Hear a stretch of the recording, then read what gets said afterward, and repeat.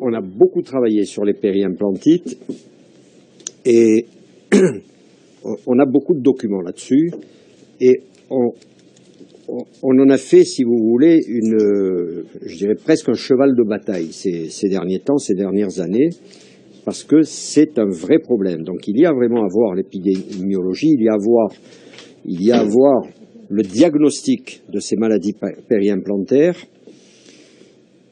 il y a à voir l'évolution aussi, la prévention. Il y a tout cela à voir. Mais on ne peut pas voir tout cela. C'est un gros morceau. Il y a à voir la bactério. La bactério, et Christina a fait tous les cas de périimplantites qu'on a eus et de mucosite, elle les a explorés au niveau bactério. Donc il y a beaucoup de documents là-dessus. Ce que je veux vous dire, c'est que la périimplantite, les maladies périimplantaires, c'est en marche mon micro, oui c'est bon? Les maladies périimplantaires, on a commencé à en parler il y a quand même longtemps, c'était en 1993, ça fait donc 20 ans. Et il y a 20 ans, il y avait eu un workshop qui s'était passé à Ettingen, où on y était, et où il y a eu des groupes de travail qui ont travaillé, chacun sur un sujet. Catherine, je crois que c'était sur l'épidémiologie, il me semble. Prévention primaire. Et moi, j'étais dans le groupe, j'étais avec Albrechtson, l'équipe d'Albrechtson, et là, c'est la première fois que la définition même a été donnée des maladies périimplantaires avec les mucosites et les périimplantites, et ça a été publié à ce moment-là, en 93. Et il en ressortait énormément de choses parce que déjà apparaissaient quelques données, en particulier sur l'épidémiologie, qui commençaient à inquiéter les gens, l'épidémiologie. Et malheureusement, au cours du temps, depuis ces 20 dernières années, on a vu que c'est devenu de plus en plus préoccupant. Et on a l'impression, je ne dis pas que c'est ça, c'est parce que c'est qu'une impression, il manque des études pour ça, on a l'impression que c'est les changements de protocole qui sont à l'origine de cette progression des maladies périimplantaires. Changement de protocole, c'est-à-dire qu'on s'éloigne des protocoles initiaux qui avaient donné la sécurité. Il faut penser qu'avant Brandmark, c'est quoi qui se faisait? Avant Brandmark, ce qui se faisait, c'est ce que certains commencent à faire maintenant. Pas maintenant, mais enfin depuis une dizaine d'années. C'est supprimer les 2 stades chirurgicaux, c'est faire de la mise en charge immédiate, c'est utiliser des implants qui ne sont pas nécessairement de bonne qualité, et c'est utiliser des protocoles au moment même de la chirurgie qui ne sont pas suffisamment rigoureux au niveau de l'asepsie. Et tout cela, Brandmark avait mis tout ça en place. Il avait mis tout ça en place en 1965. C'est-à-dire que quand il a publié, il avait 20 années de recul, Brandmark. Et il a donné des résultats avec 20 années de recul et déjà des milliers de cas traités. Et ces milliers de cas traités donnaient les résultats que l'on sait avec ces statistiques. C'est 98%, c'est 99% de Lindquist, c'est 95% de Von Steenberg, tout cela. C'est toutes les équipes qui étaient en place jusqu'à cette fameuse école de Toronto qui a sorti ces données. Et donc, tout cela est apparu comme cela et on a commencé à changer des choses. Et l'année dernière, à Göteborg, où on y était, et il y avait Brandmark, c'était organisé par Nobel, il y avait Brandmark qui était là au premier rang et qui écoutait un petit peu tout le monde. Et il y avait ces équipes, ces anciennes équipes, celles qui se sont renouvelées, etc. Ceux-là même qui ont essayé de changer certains protocoles, et on n'a pas le temps suffisamment, mais je vous aurais montré quelques photos, des diapos qui sont arrivées là, où vous verrez que ce qu'on vous dit, ça n'a rien d'étonnant. Ce qu'on vous dit sur l'ensemble des protocoles, quand il parle d'implants rugueux, il y a 4 points d'interrogation qui suivent en se disant est-ce que c'est vraiment la solution? Vous comprenez? J'étais tout à fait content quand, au même moment, la veille, l'avant-veille, Nobel me disait ah, mais les rugueux, c'est que ça, on ne peut plus faire de lisse, et puis là-bas, il se pose des questions là-dessus. Mise en charge immédiate ou précoce, 50 points d'interrogation. Et toutes les conclusions, c'est restons fidèles aux protocoles initiaux.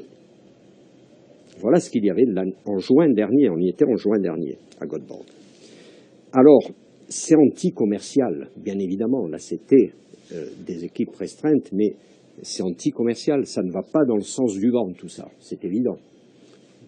Mais les périimplantites, elles grimpent. Alors, il ne faut pas s'en étonner, outre mesure, il faut savoir qu'il y a des périimplantites, qu'il y a ces groupes bactériens que l'on voit ici dans les maladies périimplantaires, que quelquefois, dans les maladies périimplantaires et dans les maladies parodontales, on retrouve les mêmes types de bactéries, ce qui ne veut pas dire que l'un est nécessairement lié à l'autre, mais par contre, ce qui est démontré, c'est qu'il y a translocation bactérienne, c'est-à-dire que les bactéries passent d'un site à l'autre, aussi bien d'un site parodontal à un site implantaire et inversement.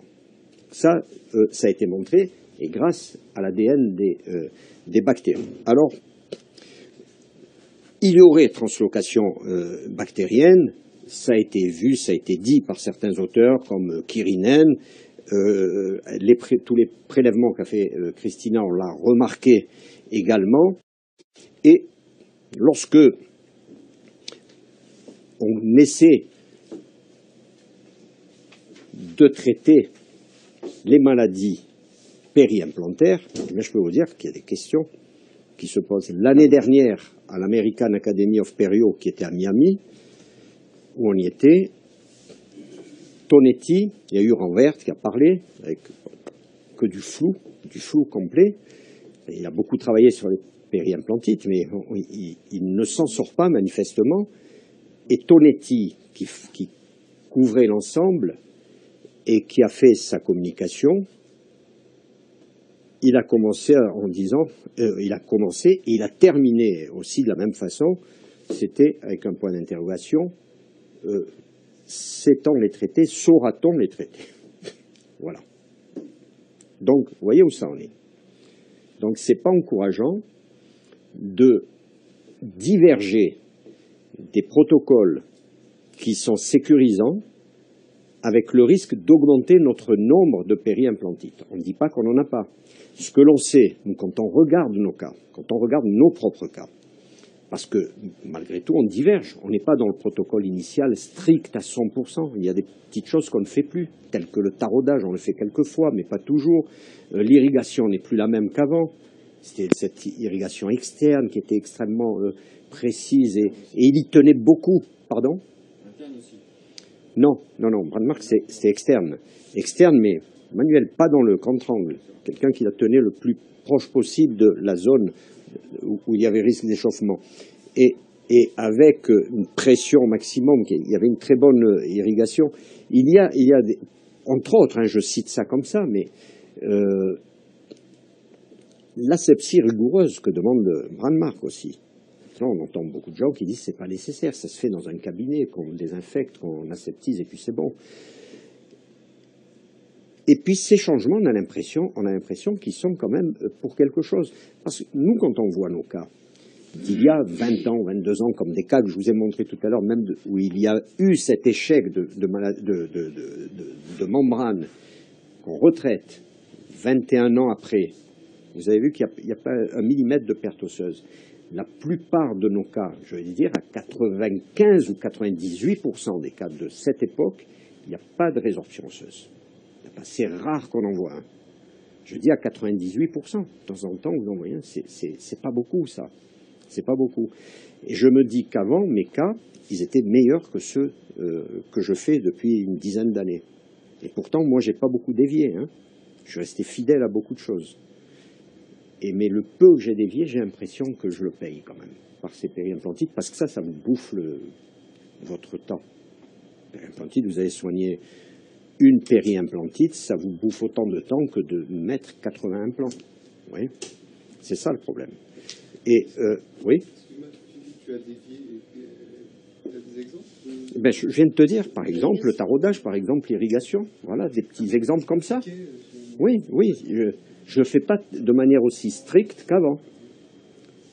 Parce qu'on se laisse aussi influencer. Et je je suppose, mais ça personne n'arrivera à me le dire parce que je pose des questions là-dessus, l'état de surface n'est peut-être pas le même aussi. Les implants, même les implants lisses que j'utilise, peut-être que l'état de surface n'est pas le même. La forme n'est pas la même qu'à l'époque. Vous vous souvenez que les premiers, il y avait une cavité à l'apex de l'implant qui ramassait un petit peu l'os qui pouvait être en excès. Il n'y a plus ça. Peut-être qu'il y a plus d'échauffement à ce moment-là, je ne sais pas, mais il y a des choses qui ont changé et c'est probablement lié. C'est pas le praticien c'est le même. Et je vois, quand je discute avec des gens qui ont le recul comme cela, ils me disent exactement la même chose qu'avant, ils n'avaient pas autant de périimplantite. Alors, on va nous dire que peut-être l'écologie bactérienne a changé, ça j'y crois pas beaucoup. Peut-être la sélection de cas et le type de prothèse aussi qui a évolué. Peut-être qu'on en fait plus qu'avant. Sur une grande marque, les 3/4 des prothèses qu'ils faisaient, c'était des prothèses amovibles. Et peut-être que sur les prothèses fixes, c'est plus difficile au niveau hygiène, au niveau Peut-être. Il y a peut-être cela, mais dans des cas comparables, je vais dire dans le même type de cas, lorsqu'on compare aussi. Bon. En tout cas, je vous dis, aujourd'hui, à l'AP, à Miami, la question, est-ce qu'on sait les traiter? Voilà, malgré tout ce qui se passe. Et est-ce qu'on sait les traiter? Je ne sais pas. Je ne sais pas moi non plus. On peut toujours essayer. Mais quand vous regardez ces auteurs, périimplantite suivie sur 5 années d'un traitement par débridement antibiotique systémique, sur 26 implants, 7 perdus, 4 aggravations, 900 changements. C'est pas terrible comme traitement. Rien à voir avec les parodontites que vous traitez avec de manière assez prévisible quand même. Rien à voir. 6 gains osseux. Voilà. Alors, voilà un cas que j'ai eu il y a, je ne sais pas, quelque chose comme 13-14 ans. C'est une patiente à qui j'avais mis des implants.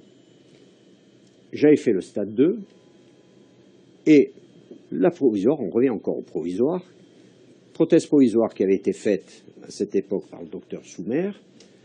Elle s'en est contentée, elle a disparu, on ne l'a plus revue. Elle est revenue ensuite, au bout de 3-4 ans, voilà, dans l'état où vous la voyez, avec du tartre. On passe la sonde, il y avait des poches parodontales, des poches périimplantaires, pas énormes, mais il y avait déjà ces poches périimplantaires. Donc on décide de traiter. Première chose, bien sûr, on va éliminer le tartre.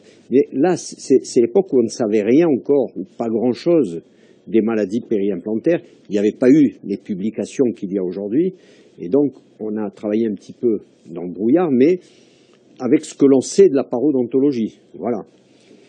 Et on a essayé d'adapter. Donc, élimination du tartre et de la plaque, dépose du pilier, comme on le voit ici.